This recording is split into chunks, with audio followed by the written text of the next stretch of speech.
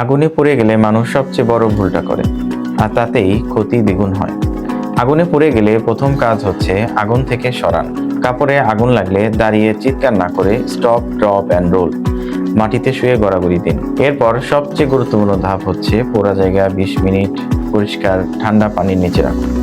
এটাই ব্যথা কমায়, ক্ষত গভীর হওয়া আটকায়।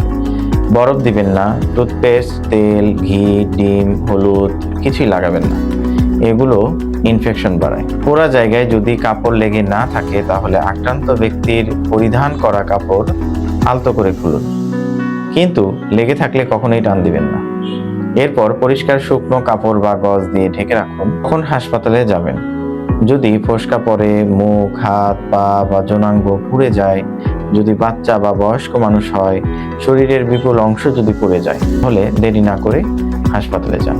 ভুল ফার্স্ট এইড পোড়াকে ভয়ঙ্কর করে তোলে, সঠিকটা জানাই আসল চিকিৎসা। ধন্যবাদ।